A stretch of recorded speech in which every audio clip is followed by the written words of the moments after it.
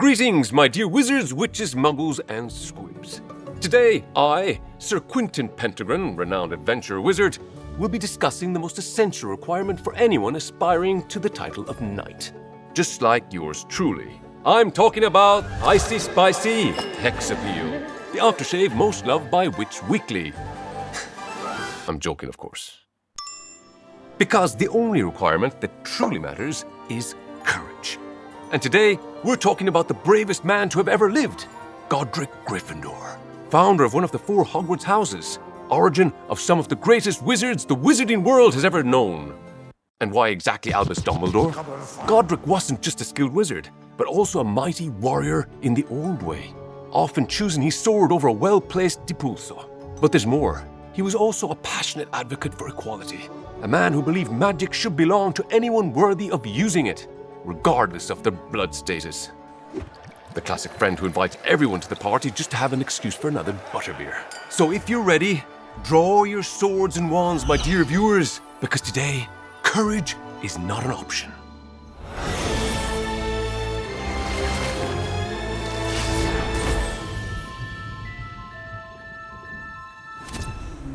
The year of his birth is lost to time, as are the exact details of the place. But legend says this story begins beneath the shadow of the moors, in a village where the wind howled like wolves and old ways never truly died. A place that centuries later would bear the name of the man at its heart, Godric Gryffindor. He was born motherless. Some say she died in childbirth. Others claim she was a foreign witch who vanished mysteriously. What's certain is that Godric was raised by his father alone, a stern nobleman of pure magical blood with iron principles and cold affections. Discipline ruled Godric's every breath. From age 4, he was taught that muggles, then often called mudbloods with scorn, were dangerous, best avoided. Yet his father bore no hatred. In memory of ancient blood-sealed alliances, he taught caution, not contempt. Crossing into Muggle lands was courting ruin. Perhaps it was this warning that drew Godric's gaze beyond the forest. Even as a boy, curious and bold, he watched Muggle peasants toil in fields under sun and storm. Dangerous. Were they truly so dangerous? Are they? When his father discovered these secret excursions, his fury was swift and fierce. Yet Godric, unyielding, called it courage, a stark contrast to the villagers who dared not even utter the name of a Muggle. What? But the man roared. Courage? You wouldn't dare come within 2 leagues of a mountain troll. That isn't courage. It's the foolishness of a child. A dangerous foolishness. One that could have endangered the entire village. Suspicion had crept into the eyes of Muggles, even those who once sought wizards' aid to heal their sickness. Now, the whispers of zealots, those who believed all magic should be burned and wiped from the world, spread like a plague. Their hatred had to be kept at bay. For Godric, it became a matter of pride, determined to earn his father's approval, or perhaps to silence the restless voice within. He left the village one grey morning, heading toward the high tors of Dartmoor. Rumors swirled, of course, whispers of something monstrous lurking among those granite hills. A mountain troll, older than the trees, hungering for flesh. The boy never returned that day, not as he had left at least. When he awoke, it was not to the cold stone of his ancestral hall, but to the warm glow of firelight and the scent of broth. A thatched hut, rough walls, a hand pressed gently to his brow. There you are. And then, a voice. Who are you? She was no older than he was. Tangled hair, dirt-smudged cheeks, eyes far too wise for her years. Ellen, daughter of Muggle healers. She had found him broken and bleeding and dragged him home. Her parents were away. She had tended to him alone. Godric sensed it. She knew what he was. Yet she showed no fear, no wand, no spells, no magic. And yet, she saved him. In that quiet world, Godric saw no weakness, only strength unspoken. Muggles lived without magic, without protection, and still they endured. They bled, they wept, they buried their dead. Just like any witch or wizard, they were not so different after all. The years passed, At home, his father began to respect him more, training him in the hardest offensive spells and the best defenses against dark curses. Meanwhile, Ellen taught him the quiet wisdom of the Muggle world. Godric spoke of the weight of his name, the burden of the Gryffindor legacy. Ellen shared stories of famine, war, and her grandfather, a noble knight long gone. Enchanted, Godric begged to train with the knight's rusted sword. She smiled, watching him struggle and strain, all fire and grit, wielding a blade far too big for his small hands. As seasons changed, their secret bond grew deep, like roots beneath frost. Two children from opposite worlds met under twilight skies, showing each other lands they'd never known. Ellen often thought Muggles might never truly accept magic, but she quietly believed that one day wizards would understand, would see the goodness and wonder in Muggles.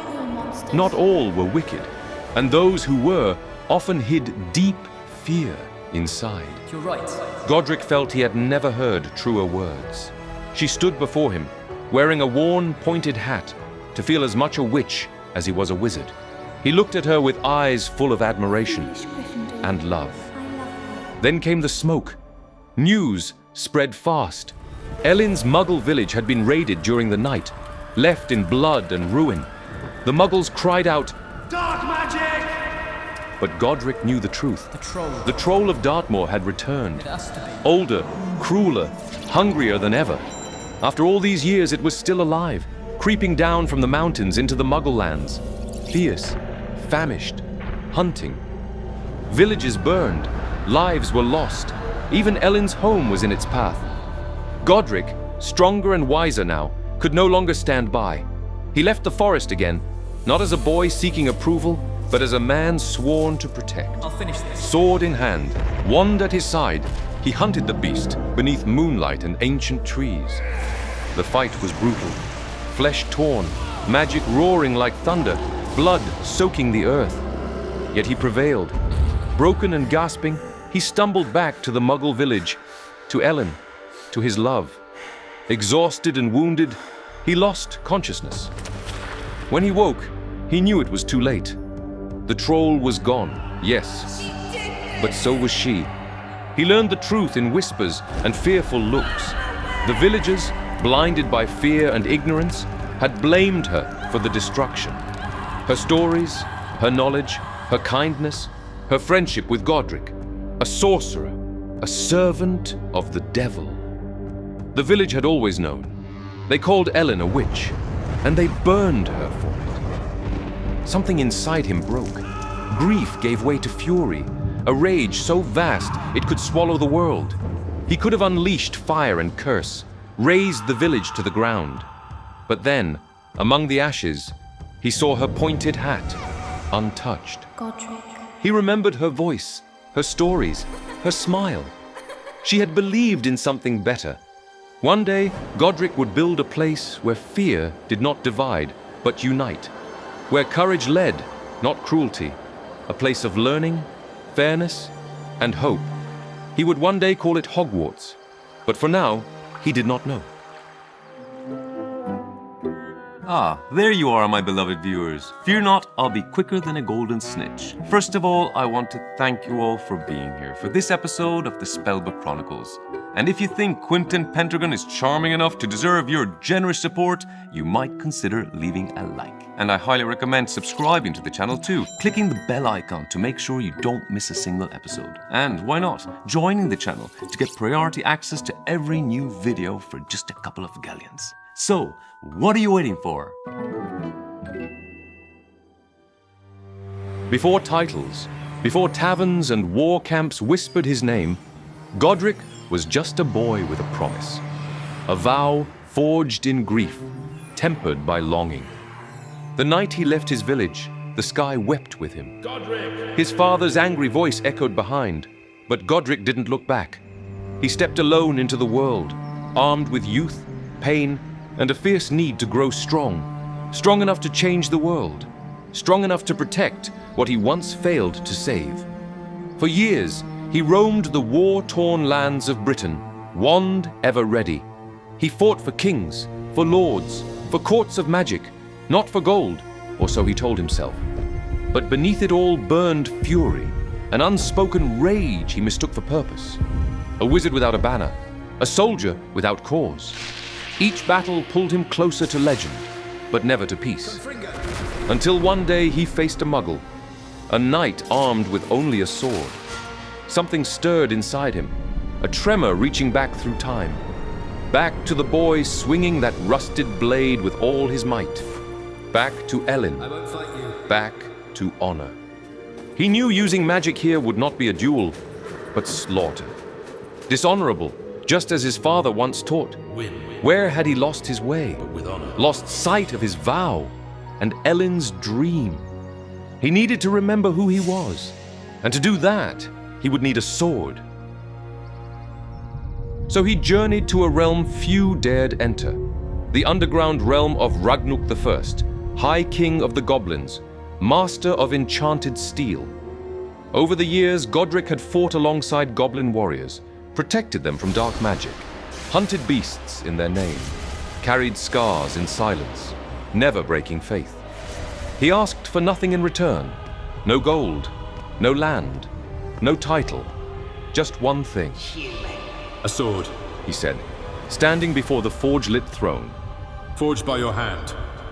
One that answers only to courage. Ragnuk didn't laugh, didn't question. He simply nodded, not from fondness, but from something older than any pact: respect. Among goblins, honor may tarnish, but never rusts. What rose from the fire was no ordinary blade. Forged of goblin silver, tempered in dragon's blood, enchanted beneath moonfire, it breathed. It sang when drawn, rang true through lies, and could not be touched by cowards. But beauty has a price. In goblin lore, every blade forged by their kind belongs to them, no matter gift or sale. Though Ragnuk honored the pact, his court seethed with wounded pride. Even the most honorable goblins can falter at the glint of metal. Old grudges and greed resurfaced. Beneath a starless sky, they came for him. A host of goblin warriors, clad in iron and fury, descended on the hills. What followed became legend. Lightning burst from Godric's wand. Flames danced from his blade. When the sun rose, it revealed scorched earth, broken helms, and one lone figure, still unbowed. Leave. The goblins didn't retreat from fear, but from truth. The blade has spoken. The sword had chosen its bearer. To deny that was to challenge magic itself. During those years, the young Godric Gryffindor met two witches, Rowena Ravenclaw and Helga Hufflepuff, and later, the powerful wizard Salazar Slytherin. Sorcerer. They all shared one desire above all: to change the wizarding world. This way. Undoubtedly, they were the most exceptional witches and wizards of their time. Rowena was wise and sharp-minded, Helga kind-hearted and generous, while Salazar was fiercely ambitious, willing to do whatever it took to shape a new generation of capable and conscious magic users. A wizard of extraordinary power, Salazar earned Godric's boundless respect, a respect he returned, particularly admiring the honor with which Godric faced muggles in battle, choosing steel over spell when force was necessary, never exploiting his magical superiority. Face me. Their friendship flowed naturally, like a clear, lively spring. United by a deep love for magic and a profound sense of responsibility, they believed it was their duty to create a future where magic was no longer feared, but a gift to be mastered and used for the greater good. Together, they envisioned, hoped, and dreamed until their vision became reality. A school of magic, the first to unite young witches and wizards from the Anglo-Saxon and Celtic lands. A place that would change history for centuries. Hogwarts School of Witchcraft and Wizardry. They chose the Scottish Highlands for their school, a place hidden from Muggle eyes and rich with a rare, pure energy. Ancient magic. None could tame such power alone, but together, through powerful charms and spells, they laid foundations as solid as the castle itself. impenetrable and shielded from Muggle threat. Any non-magical wanderer in those mountains would see only a bleak, forbidding ruin, warning them to stay away. It was the year 993 AD, and the Epic of Hogwarts was beginning. But with it came great responsibility. How to choose which students were worthy. Each founder had a clear vision. They agreed every young witch or wizard with magic should be welcome, but each would be guided by one founder, chosen for their unique traits. For Godric, the true qualities were those his father passed on and life had taught him. Courage, determination, chivalry, and strength of heart. Yet on one point, Salazar disagreed. He believed those without pure blood wielded magic that was limited, unstable, and dangerously unpredictable. Still, trusting Godric, he held back his vision, not to impose it, for the good of the school, for now. Did you know that exclusive Spellbook Chronicles booklets are now available? Ancient volumes filled with secrets just like the ones hidden in the restricted section. But instead of hiding from Madame Pince, all you need is a click. This Muggle technology is amazing. Each booklet contains one of the most beloved stories from the series, enriched with exclusive images. So, what are you waiting for? Start collecting them all. Your support is invaluable. Not only will you enjoy the magic, but you'll also be supporting the channel, allowing us to keep bringing you the most amazing stories, like the one in this episode. So, enjoy the show. In its early years, Hogwarts thrived, its fame growing across Europe. But even Godric knew ideals could fade, that one day hands would fall still and voices sink into silence. Who? Asked Rowena, her gaze distant. Who will choose when we are gone? Godric had no answer, but in his hand, he still held something precious, something worn and brown and lovingly made. Ellen's hat. He had kept it through war and winter, through triumph and despair, not as a relic, It's Ellen's. but as a promise. Is it? And so the four founders gathered. In solemn unity, they each poured into that humble cap a fragment of themselves. Thoughts, desires, secrets, slivers of soul. The hat twisted, shifted, awoke. From thread and memory it became a mind. The sorting hat. No longer merely an object, but a legacy. One that would speak when they no longer could. One that would peer into the depths of young hearts and guide their magic along its truest path. And when a child stands, alone and uncertain, upon the threshold of choice, the hat remembers. And if that child is brave, not unafraid, but bold despite the fear, then from the depths of flame and shadow, the sword of Godric Gryffindor itself, its goblin-wrought silver blade, still thrumming with ancient enchantments, may stir, for it remembers too. And in that sacred moment, should courage burn brightly enough, the sword shall answer the call. It will emerge, gleaming and resolute, to aid one whose heart beats with the same fire as its first master. But time is no friend to harmony when shadows settle in the heart. Godric saw it, subtle at first, then clear. The quiet disdain in Salazar's eyes as a Muggle-born girl mastered charms with ease. The tightened jaw when a half-blood boy bested purebloods in dueling. Brilliant. The cold silence whenever Helga spoke of compassion or Rowena praised brilliance wherever it bloomed. Where Salazar once debated, now he warned. Where he once challenged, now he judged. Godric faced these signs head-on, as always, with fire. Then came the day they let Salazar speak. Godric said nothing at first. He listened. He owed him that. But with every word, the fire in Godric's chest grew. He had hoped, even then, to find something salvageable. Godric. A thread of the friend he once laughed with, built with, bled beside. Don't do this. But the duel came sudden, inevitable, not between two men, but two worlds. Stone shattered.